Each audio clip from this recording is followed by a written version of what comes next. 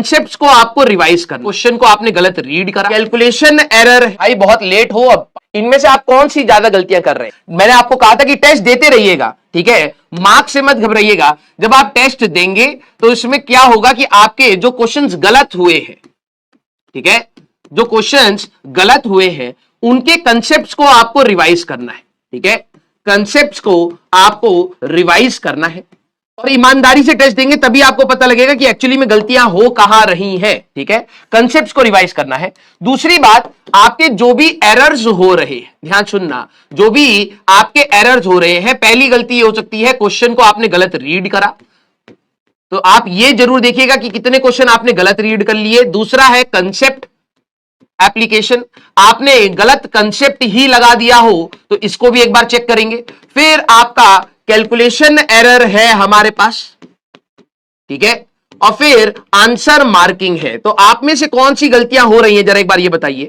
Answer marking, majority बच्चे किस category में लाई कर रहे हैं जो गलतियां हो रही हैं, जरा ये बताइए। चलिए भाई, हाँ, वेरी गुड वेरी गुड।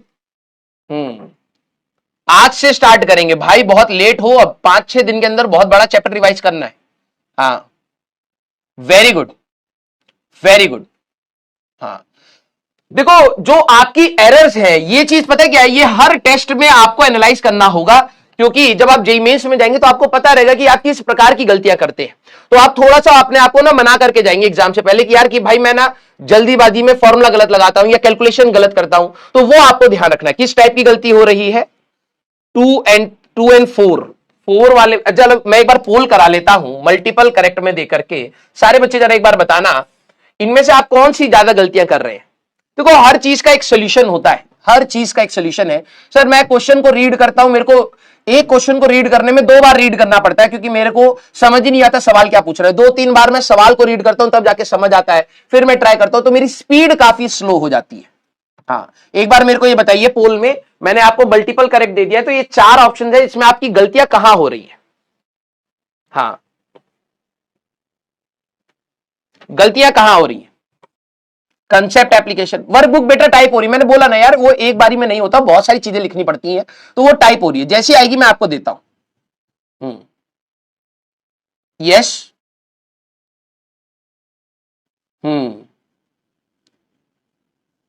चलिए जरा देखते हैं आप लोगों का क्या जवाब आता है। कई सारे बच्चों का कंसेप्ट एप्लीकेशन और आंसर मार्किंग में भी गलत हो रही है। ये मिसक्लिक वाले बच्चे हैं, प्रैक्टिस कर रखा है मिसक्लिक का।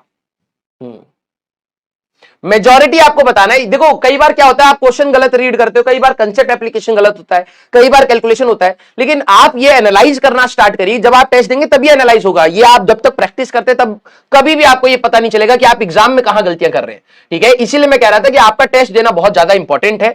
तो जब आप कर रहे हैं तो मेजॉरिटी गलतियां कहां हो रही हैं उसके बारे में आपको बात करना है। चलिए भाई जरा एक बार कोई सा भी आंसर मार्क करके एक बार देख लेते हैं, ठीक है। 24% तो बच्चे यहां पर है, 24% हमारे पास बच्चे यहां पर हैं जो क्वेश्चन को गलत कई बार रीड कर रहे हैं। 80% हमारे पास गलतियां यहां हो रही हैं, ठीक है। 52% आपकी गलतियां यहां हो रही है, 52% बच्चे यहां पर हैं और अप्रोक्सीमेटली 20% यहां है। अब देखो हर चीज का एक सोल्यूशन होता है, वो मैं आपको सोल्यूशन बता देता हूं और धीरे धीरे काम करना है। ऐसा नहीं है कि मैंने आज आपको एक सोल्यूशन बताया तो कल से आपकी गलतियां खत्म हो जाएंगी, ठीक है। जो क्वेश्चन रीडिंग है वो जो 24% एक अच्छा खासा वो मार्जिन होता है, इसको आप सॉल्व करते हैं। इसका सोल्यूशन क्या है सर, कि मैं कैसे अपनी ये चीज इंक्रीज करूं। आपको न्यूज़पेपर, आप ये समझिए आपको कुछ ना कुछ अपना रीडिंग हैबिट डालनी पड़ेगी। न्यूज़पेपर रीडिंग आप स्टार्ट करिए साइमल्टेनियस, खाली बैठे, ठीक है, न्यूज़पेपर रीडिंग कर लीजिए या फिर कोई बुक रीडिंग कर लीजिए, नॉवेल रीडिंग कर लीजिए। ये आपको क्या करेगा, एक तो रीडिंग आपकी स्पीड बढ़ाएगा, और जब आप नॉवेल रीडिंग करते हैं या फिर बुक रीडिंग करते हैं तो साइमल्टेनियसली आपका दिमाग भी चलता है। होता क्या है कि जब आप सवाल को डील कर रहे होते तो आप रीडिंग कर रहे होते तब दिमाग नहीं काम कर रहा, जब दिमाग काम कर रहा था तब आप रीडिंग वाला पार्ट मिस कर रहे, तो वो थोड़ा सा और बेटर सिंक्रोनाइज होता हमारे पास चलेगा, ठीक है। फिर हमारे पास कंसेप्ट एप्लीकेशन, ये आप इंप्रूव करते हैं बाय प्रैक्टिस। जब आप अपनी प्रैक्टिस इंक्रीज करते हैं, अब कई बच्चे कहते हैं कि सर हम लोग ज्यादा सवाल लगाते ही नहीं है, हम लोग क्लास में जो कराए बस उसी से ही अपनी तैयारी को मान लेते हैं कि हो गई है। दैट मीन्स यही आपकी गलती है। इसीलिए आप अपने पीवाईक्यूज को ज्यादा से ज्यादा अटेम्प्ट करें। अगर आपके पीवाईक्यूज हो जा रहे हैं तब आप एचसीवी को आप कर सकते हैं, फिर उसके बाद आप सिंगेज कर सकते हैं। बहुत सारी किताबें, अच्छी किताबें हैं। तो वन बाय वन आप जाकर के अपनी प्रैक्टिस को इंक्रीज करेंगे, तब आपको जाकर के अपना कंसेप्ट एप्लीकेशन और समझ आएगा। तो that means it is a practice issue. ठीक है, आप प्रैक्टिस कम कर रहे हैं इसीलिए आप कंसेप्ट गलत पकड़ रहे हैं। ठीक है, कैलकुलेशन यहां पर आप लोगों को बेसिक चीजों पर थोड़ा सा ध्यान रखना पड़ेगा। जैसे मैं अपना बता रहा हूं, मैं जनरली कहां पे गलतियां करता था, मैं क्रॉस मल्टीप्लिकेशन और रेशियो में बहुत गलतियां करता था अपने टाइम पर।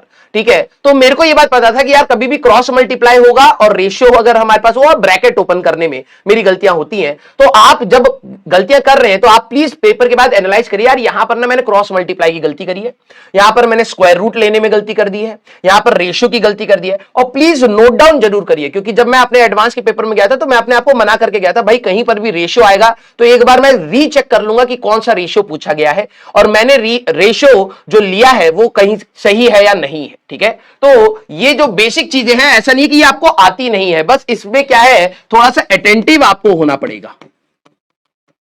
इसमें ऐसा नहीं है कि आपको मल्टीप्लिकेशन नहीं आती या फिर रेशियो लेना नहीं आता या स्क्वायर रूट लेना नहीं आता या क्रॉस मल्टीप्लाई करना नहीं आता या फिर ब्रैकेट ओपन करना नहीं आता, ये सब आता है आपको। बस बात यह है कि आपको यहां पे थोड़ा सा अटेंटिव होना पड़ेगा और अपने आप को ये बताना पड़ेगा कि यार ये टाइप की गलतियां मेरे से होती हैं, तो इसको मैं थोड़ा सा ध्यान रखूंगा।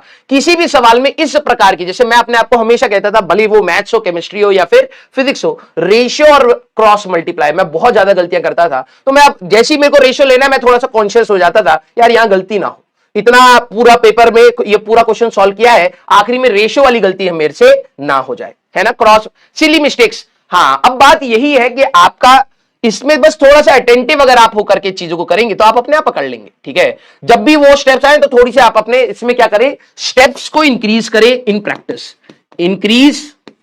Increase your steps in practice.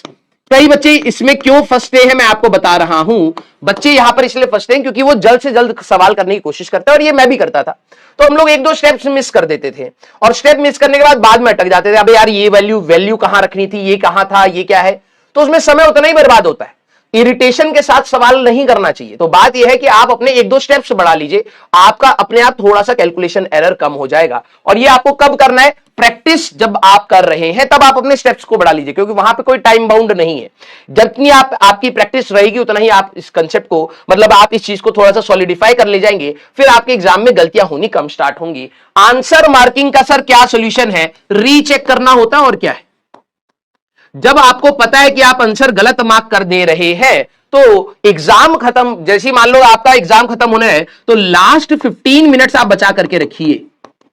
अब कुछ बच्चों को यहां पर क्या लालच होता है, सर आखिरी के 10-15 मिनट में तो मैं और सवाल लगा लूंगा। हाँ, तू लगा लेगा, बिल्कुल ऑब्वियस ही बात है, टाइम है तो तू लगाएगा। लेकिन बात यह है, नया सवाल लगाने से इंपॉर्टेंट है कि पीछे जो तूने 20, 25, 30, 40 सवाल जो लगाए हैं पेपर में वो सही होने चाहिए, राइट। तो तू एक दो सवाल और एक्स्ट्रा के चक्कर में 30-40 में से 10 सवाल गलत कराए तो क्या सेंस बनता है, समझ रहे हैं। तो इससे बेटर क्या है आपका कि आप कोशिश करें कि भाई अपना, किसी का 5 मिनट होगा, किसी का 10 मिनट होगा, किसी का 15 मिनट, लास्ट में थोड़ा सा टाइम जरूर स्पेयर आउट रखिए कि भाई मेरे को आंसर चेक करने पड़ते हैं कई, क्योंकि मैं कई बार गलत आंसर मार्क कर देता हूं। क्लियर हुई क्या बात, यस और नो। हाँ, तो ये आपके सॉल्यूशंस हैं बेटा, और प्लीज अगला जो टेस्ट होगा उसकी तैयारी अभी से करिएगा।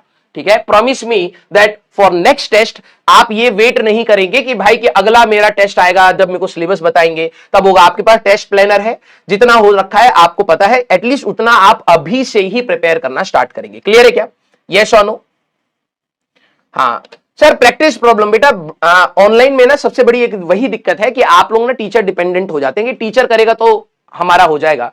टीचर के करने से नहीं होगा, टीचर का काम सिर्फ पढ़ाना है और गाइड करना है। ठीक है, वो मैं पर्याप्त कर रहा हूं, आपको अपने दिन में से समय निकालना पड़ेगा और कैलकुलेशंस और ये क्वेश्चंस, पीवाईक्यूज, हर सब्जेक्ट को कैसे टाइम डिस्ट्रीब्यूट करना है ये खुद से ही करना पड़ता है। प्लीज आप ना ये इस चीज का सोल्यूशन आप मार्केट में ज्यादा मत ढूंढिए। इसका बहुत सिंपल सोल्यूशन है कि आप ही को टाइम मैनेज करके प्रायोरिटी सेट करके निकालना पड़ेगा। अदरवाइज आप घूमने निकलोगे, सबके अपने अपने ओपिनियंस होते हैं, मैं गलत किसी को नहीं कह रहा हूं, मेरा अलग ओपिनियन होगा, किसी और का अलग होगा। तू प्रॉब्लम है कि तू बस ओपिनियंस में ही फंसा रहेगा, राइट। तो इट्स बेटर कि थोड़ा सा प्रैक्टिकल अप्रोच रखिए कि भाई आपके पास इतना समय है, इसको यूटिलाइज करना है, तो मैं कैसे अपने टाइम को इन्वेस्ट करूं। क्लियर है क्या, यस।